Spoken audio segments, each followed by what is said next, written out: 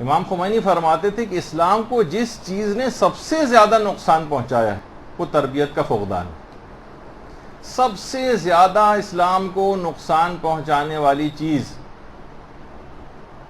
وہ ہے کہ جس میں یہ اولادیں جو بڑھتی چلی جا رہی ہیں، پیدا ہوتے چلے جا رہے ہیں لوگ اور بچے، ان کی تربیت اس طرح سے نہیں ہو رہی کہ جس طریقے سے ہونی چاہیے، اور اسلام کو اس سے نقصان پہنچ رہا ہے۔ ایک تو ہوتا ہے پرسنل نقصان ہونا کسی کا، وہ تو ہوگا ہی، خود اسلام کو نقصان پہنچانے والی چیز۔ دوسرا نقصان اس کے اندر یہ ہے، جیسے کہ حضرت امیر المومنین علیہ الصلوۃ والسلام کا ارشاد ہے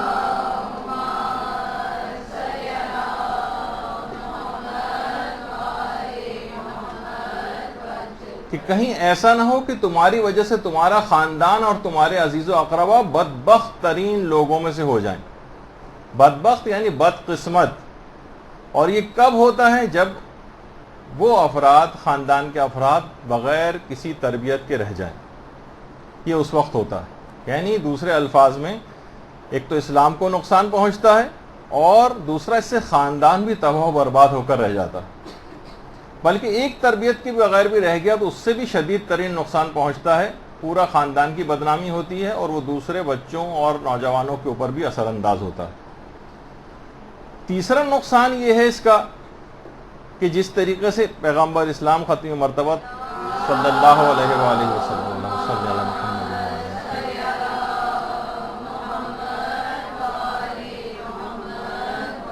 کہ والدین اس فریضے کو انجام نہ دینے کے باعث والدین بھی عاق ہو جاتے ہیں، صرف اولاد ہی عاق نہیں ہوتی، اور یہ اس وقت ہوتا ہے جب والدین اپنے فریضے کو صحیح معنوں میں جس طریقے سے ادا کرنا ہے ویسا ادا نہ کریں۔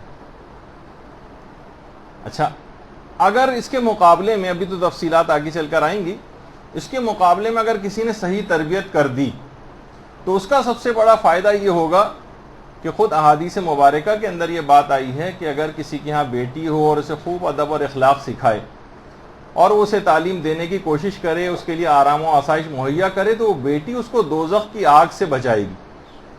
اور خالی یہ بیٹی کے سلسلے میں روایت کے اندر تو یہی الفاظ آئے ہیں، لیکن یہی چیز یقیناً بیٹے کے معاملے میں بھی ہے کہ اگر اس کی تربیت صحیح ہو جائے تو فائدہ اس کے مقابلے میں یہ ہے کہ جہنم کی آگ سے انسان بچ جائے گا اگر اس نے صحیح طور پر تربیت کر دی۔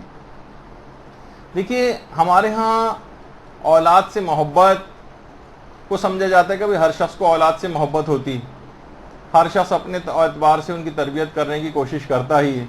تو دیکھیے، جس انداز کی تربیت یا جس انداز سے محبت ہمارے ہاں رائج ہے، یہ تو جانوروں کے اندر بھی پائی جاتی۔ جانور بھی بہت زیادہ اپنے جو ہے وہ بچوں سے محبت کرتے ہیں، بلکہ کہیں زیادہ ہمیں محبت کرتے نظر آتے ہیں، انسانوں سے بھی بہتر محبت کرتے نظر آتے ہیں۔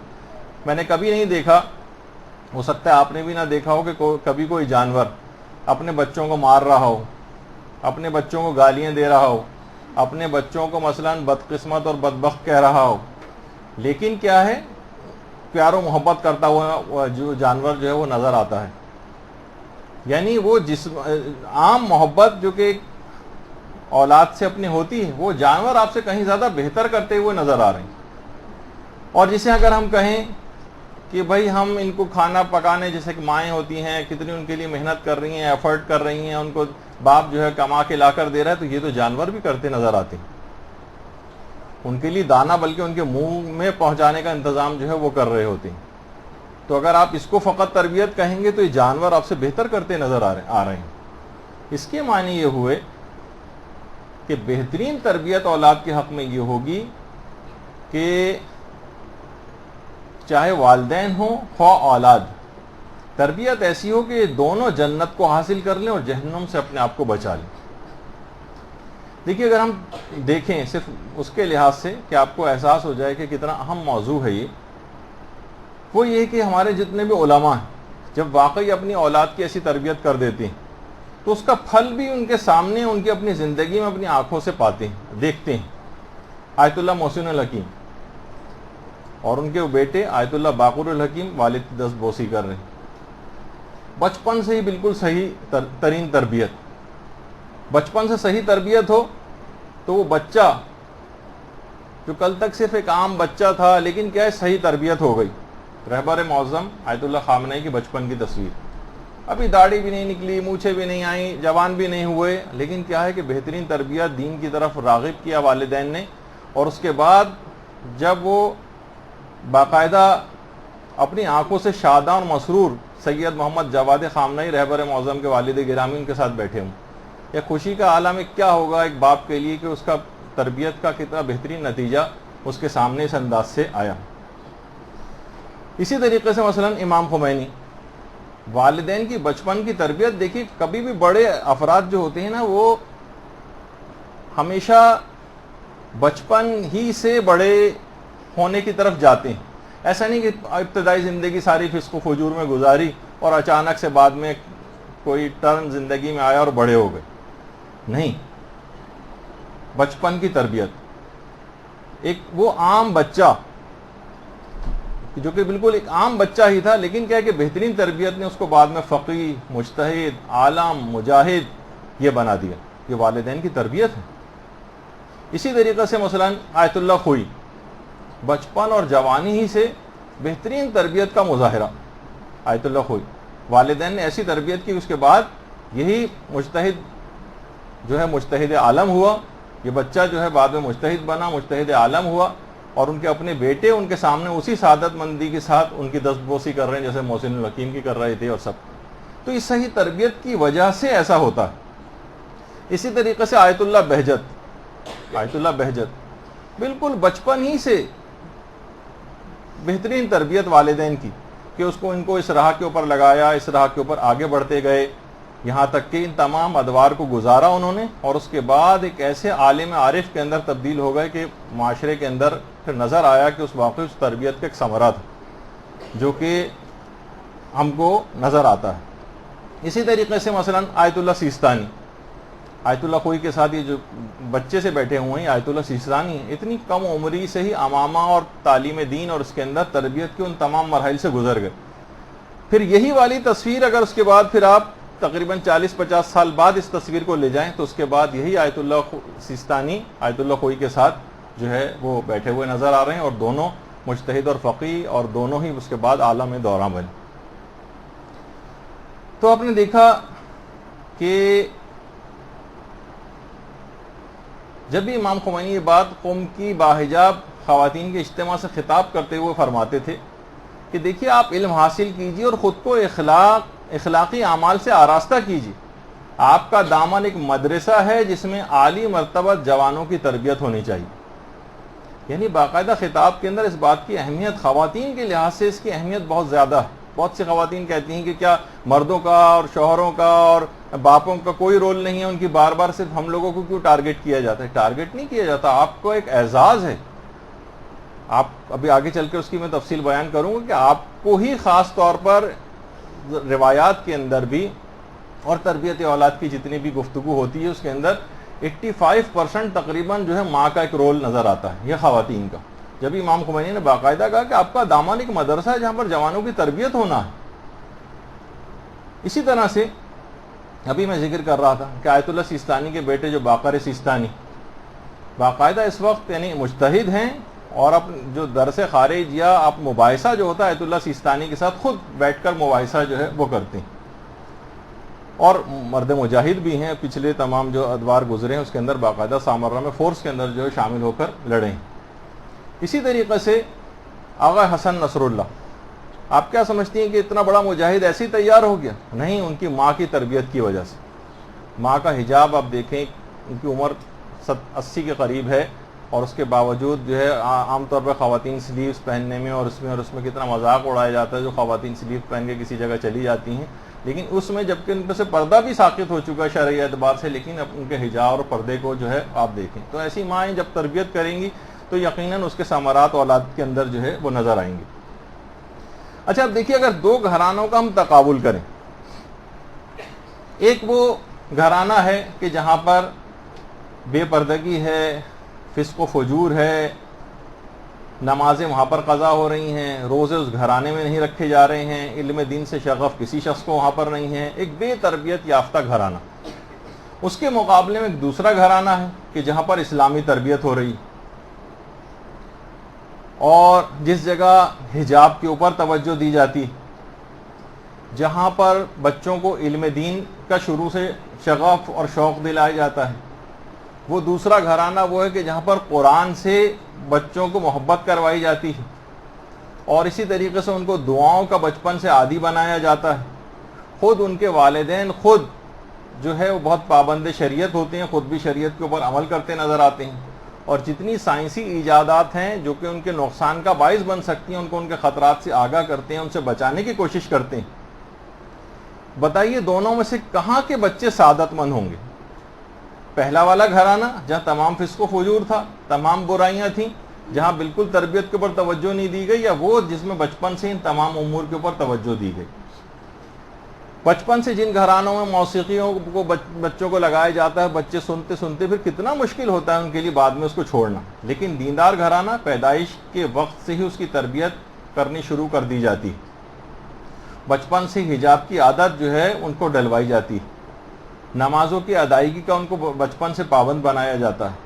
تو پھر جب وہ بڑے ہو جاتے ہیں اور جوان ہو جاتے ہیں تو وہی تمام چیزیں، توجہات ان کے اوپر اس کے ثمرات نظر آتے ہیں، اور خصوصیت کے ساتھ جن افراد نے اس کا تجربہ کیا ہے اور باقاعدہ بچپن سے اپنے بچوں کی صحیح تربیت کر کے انہیں کچھ بنایا ہے، خاص طور پہ اب تو پاکستان کے بھی کتنے بچے اس طرح سے ہو گئے ہیں، تربیت یافتہ اور حافظ قرآن بھی ہو گئے ہیں۔ یہ سید محمد حسین طباطبائی جو درس خارج کے لیول تک بھی پہنچ چکا ہے، اور حافظ قرآن۔ تو جو والدین دیکھیے ہوشیار تھے، انہوں نے اس بہترین قسم کی تربیت کی، ان کے بچے واقعاً بن گئے اور وہ آج اس کا پھل پا رہے ہیں۔ جو غافل رہے ان کے بچے بگڑ گئے، آج سر پکڑ کے وہ والدین بیٹھے ہوئے ہیں، اور پلوں سے اتنا پانی گزر چکا ہے کہ تقریباً مایوسی سی ہونے لگی ہے کہ شاید یہ اب کبھی سدھریں گے نہیں۔ تو دیکھیے اولاد کی اگر صحیح تربیت نہ ہو تو لوگ پھر والدین کو برا بھلا کہتے ہیں۔ کہا جاتا ہے نا کہ ایک اچھا تربیت یافتہ بچہ والدین کی تربیت کا ایک چلتا پھرتا ایک شاہکار اور اشتہار ہوتا ہے، اس کو دیکھ کر لوگ اس کے والدین کی تعریف کرتے ہیں، حتیٰ کہ خود معصومین نے بھی اپنے آپ کو بمنزل والدین کے کہا ہے، اور خود ہمارے چھٹے امام جعفر صادق علیہ الصلوۃ والسلام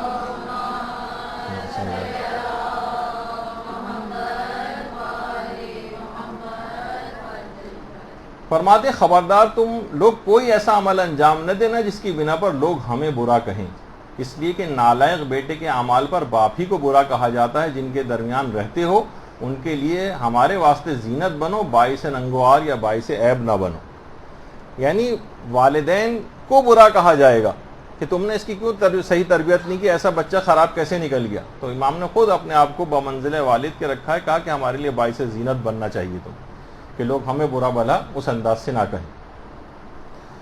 تو اچھا، ابھی جیسے کہ میں نے کہا کہ دو گھرانوں کا بھی تقابل آپ کے سامنے پیش کیا، تو ظاہر فسق و فجور کے ماحول کے لحاظ سے اور اچھی تربیت یافتہ اولاد ہونے کے لحاظ سے ممکن نہیں ہے کہ دونوں گھرانے اور دونوں کی اولادیں ایک طرح سے ہوں۔ اچھا، اگر چاہے یہ ضرور بات ہے کہ اس میں صرف والدین کا رول نہیں، تربیت اولاد کے سلسلے میں باقاعدہ اتنے سارے فیکٹرز بچے کے اوپر اثر انداز ہوتے ہیں۔ والدین خود بہت بڑا فیکٹر ہے اس کے اندر، لیکن بچے کے دوست ان کی اگر نگرانی صحیح طور پر نہ کی تو بھی بچہ خراب ہو جائے گا۔ قریبی رشتہ دار وہ بھی بچے کو انفلوئنس کرتے ہیں، چھوٹے اور دیگر بہن بھائی، ایک بچے کی طرف توجہ زیادہ ہو گئی، دوسروں کو چھوڑ دیا آپ نے یا بدتمیز سمجھ کے نظر انداز کیا، وہ اثر انداز ہوگا۔ ارد گرد کا ماحول، اس کے اوپر بھی والدین کو توجہ رکھنی ہے، گلی محلے میں کہاں جا رہا ہے، اٹھنا بیٹھنا کن افراد کے ساتھ ہے، وہاں سے بھی اس کو وہ بھی اثر انداز ہوگا۔ اس کے بعد گھریلو ماحول، گھر میں لڑائی جھگڑے ہو رہے ہیں، ہر وقت گالم گلوچ ہو رہی ہے، گھریلو افراد کے تعلقات آپس میں خراب ہیں، بچے کی تربیت یہاں صحیح طور پر نہیں ہو سکے گی۔ خود اسکول اور معلم، ایسے اسکول میں آپ نے کرا دیا، اچھا اسکول ہے، بہترین اسکول ہے، بہت سٹینڈرڈ والا اسکول ہے، لیکن انتہائی فسق و فجور والا ماحول ہے، اور اس کے بعد بچہ وہاں پہ خراب ہوتا چلا جا رہا ہے۔ معلم، اس کا ایک بہت بڑا رول اس کے اندر ہوتا ہے، اگر صحیح طور پر آگے چل کے جیسے جیسے ہم تربیتی مراحل میں آگے جائیں گے اس میں اس کا ایک رول آئے گا کہ معلم کتنا اثر انداز ہوتا ہے، اور کتنے بدبخت ترین جو نسبی اعتبار سے بدبخت افراد تھے وہ معلم کی وجہ سے فقط جو ہے وہ تبدیل ہو گئے۔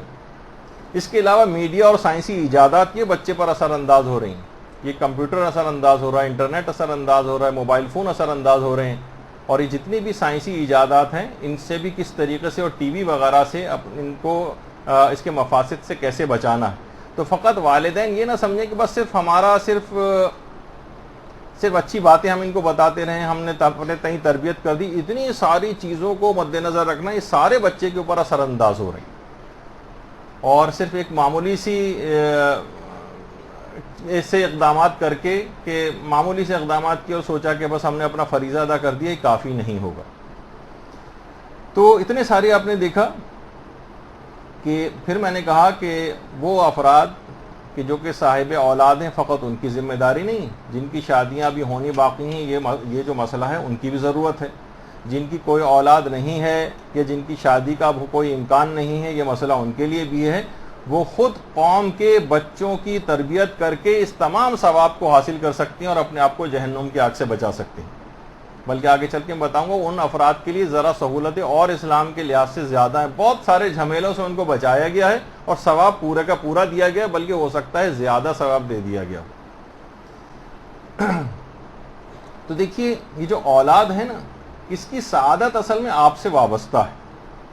یہ نہیں وہ افراد کے جو کہ بچے کی تربیت کر رہے ہیں. جب بھی ہمارے چوتھے امام زین العابدین علیہ الصلوۃ والسلام فرماتے ہیں,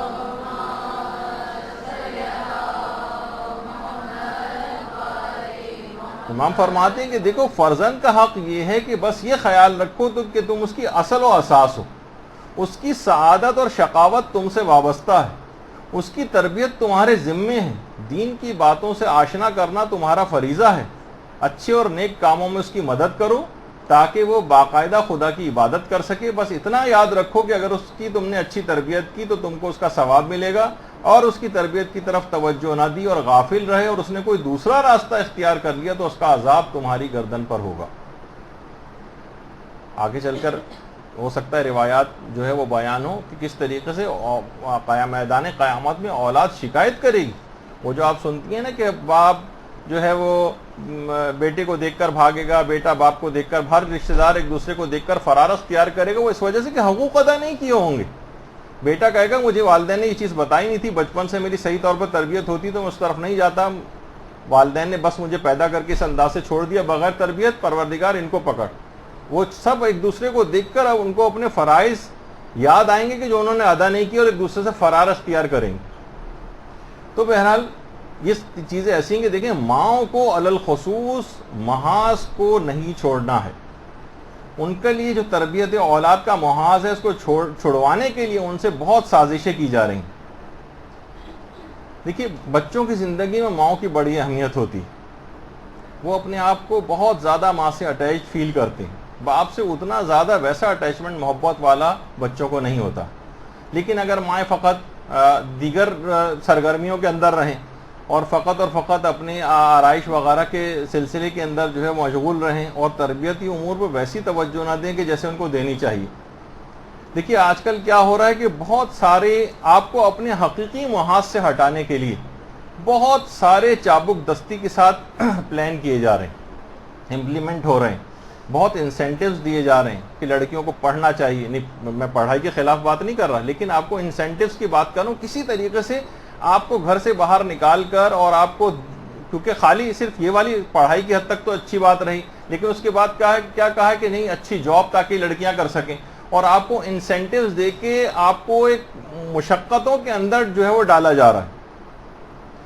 دیکھیے یہ سب کچھ آپ کے جو انسینٹیوز دیے جا رہے ہیں, آپ کو جابس پرووائڈ کی جا رہی ہیں, جابس میں پرائیورٹیز دی جا رہی ہیں, اسمبلیوں میں سیٹیں مختص کی جا رہی ہیں, کہ آپ کی بہت ہمدردی نہیں ہو رہا ہے. اگر کوئی خاتون یہ سمجھ رہی ہے کہ انہوں نے بڑا اپنے آپ کو منوا لیا اور بالآخر عورتوں نے اپنے مقام کو حاصل کر لیا ہے, تو یقین کیجئے کہ انتہائی بڑی حماقت اور بیوقوفی. علماء نے اس کے اوپر بہت کام کیا ہے. کہا کہ جب سے یہ انڈسٹریلائزیشن وغیرہ ہوئی تھی اس کے بعد چیپ لیبر کے طور پر کم اس میں تنخواہوں کے اندر عورتوں کو انسینٹیوز دیے گئے, باہر نکالا گیا پہلے. اور کیونکہ یہ زیادہ محنت کے ساتھ کام کرتی ہیں تو لہٰذا ان کو اشتہاری کمپنیوں نے ان کو ہائر کیا, اپنی پروڈکٹس کو بیچنے کے لیے استعمال کیا. حتیٰ کہ کہا جاتا ہے کہ اگر ٹریکٹر کا ٹائر بھی اگر بیچنا ہے تو اس کے لیے بھی جو ہے وہ عورت کو اشتہار میں استعمال کیا جا رہا ہے.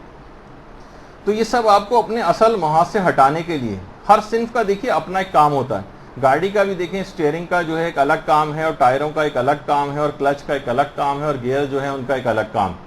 اور ہر شخص اپنا اسٹیئرنگ جو ہے ٹائر کا کام کرنے لگے، ٹائر جو ہے وہ مثلا وہ کہے کہ میں جو ہوں گیئر کا کام کروں گا، تو وہ گاڑی کبھی چل نہیں پائے گی. آپ کا اسلام نے کچھ اور ذمہ داریاں دی ہیں، مرد کے لیے کچھ باہر کے کام رکھیں. اور یہ جتنے بھی آج کل عہدے دیے جا رہے ہیں، ملازمتیں دی جا رہی ہیں، وزارتیں دی جا رہی ہیں، حتیٰ کہ وزارت عظمیٰ بھی آپ کے حوالے کی جا رہی ہے، یہ تمام ظاہری عہدے یہ مقام مادری سے بہت کم ہے.